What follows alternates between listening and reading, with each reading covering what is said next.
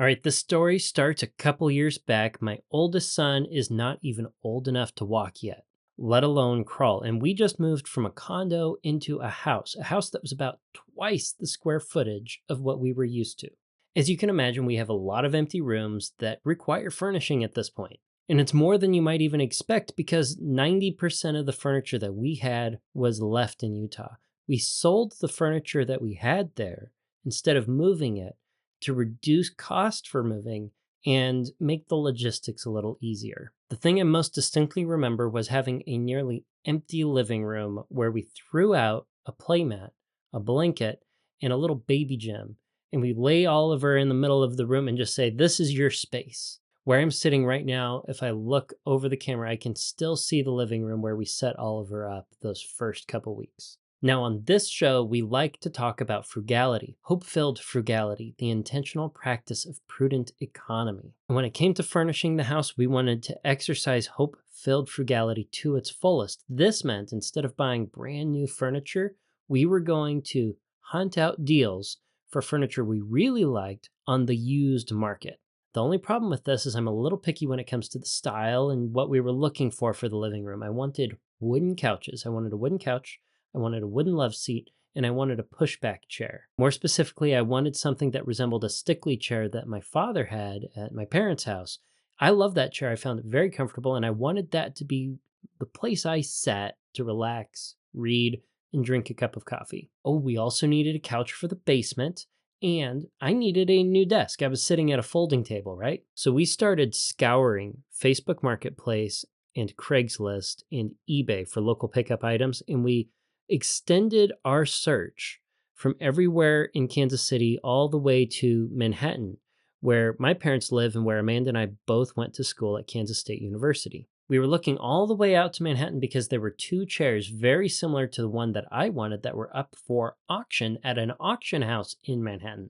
We also found a love seat that matched that same style of that chair in Manhattan being sold on Craigslist. And along the way in Lawrence, we found a large couch that also matched that sort of style. So you can see the pieces falling into place here. I'm thinking I can possibly, if I get the dimensions all right, rent a U-Haul trailer, drive it out to Manhattan, and pick up these three pieces of furniture. But I wanted to be frugal. I wanted to exercise hope-filled frugality. I wanted to optimize how much I could put into that trailer. So even though it wasn't the ideal fit, I found a standing desk for my office. It's the one I sit at here for the podcast. This standing desk is a little unique because the top was made as a student school project. The student who sold it to me simply didn't have room after moving from one house to another. As much as he liked his standing desk, he needed to sell it. This desk is not perfect. It's a resin pour over a whole number of walnut shapes that were stained a darker color. There are hexagons and triangles throughout the desk. And it had been for sale on Facebook Marketplace for a while for the cost of the frame on its own. And even though it wasn't my dream desk, I liked it a lot. It was for sale in Manhattan, where I was already going to be picking up other furniture, and by my account, it was going to fit. So as the auction is coming up, I message every seller for each piece of furniture, and they all tell me that there isn't anyone else interested and I could come by, look at it, and pay cash for each item. The love seat that was in Manhattan was going to be $100. The couch that was in Lawrence was $200.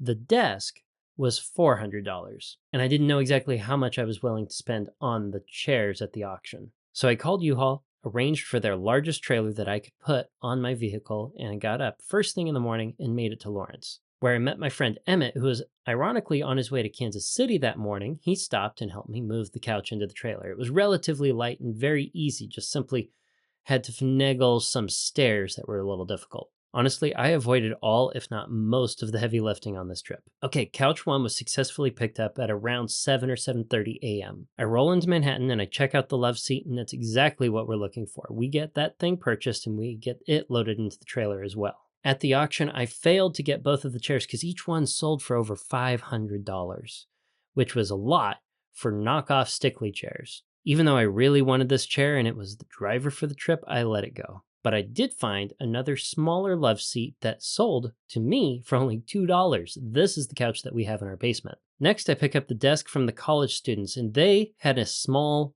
army of strong young men who loaded this thing up into the trailer for me. The desk is easily the heaviest of everything that I bought. Finally, before heading home, I picked up the bench that is associated with our dining room table. My parents still had that at their house. We didn't take it with us to Utah. That's a story for another time, but it fit in the trailer. I get all these things home, and our neighborhood community came together to help unload the vehicle and get our rooms set up.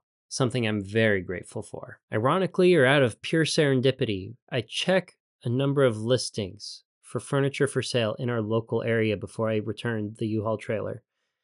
Lo and behold, I found the pushback chair that I was looking for, much better shape than the ones that were for sale in Manhattan, the ones that sold at the auction. This thing is in a neighborhood next to my neighborhood, being sold for $300. It had just been listed, so I boogied on over and I picked that thing up before anyone else had a chance to get it. So if you're tracking in order of expense, we bought a $2 couch for the basement. We bought a $100 love seat for the living room. We bought a $200 couch for the living room. We also bought a $300 chair that popped up at a wonderful time that I do use as my spot in the house, if you will. And we bought a $400 standing desk, all collected in one day using one very inexpensive round trip U-Haul rental. I think it's simply amazing what a little bit of intentionality and patience can find you when you're buying furniture on the used market. I mean, compared to how much it would have cost for us to do all that with new furniture, we're talking thousands of dollars as opposed to just over $1,000. And the utility that we get out of everything we bought is the exact same as what we would have gotten had we bought it new. If you've never been open to buying used furniture before, I hope this story has inspired you to maybe consider it. And I'm hoping that the article we review in the main topic can further inspire you to buy any of the top 10 things that, according to Lifehacker, you should almost always buy used.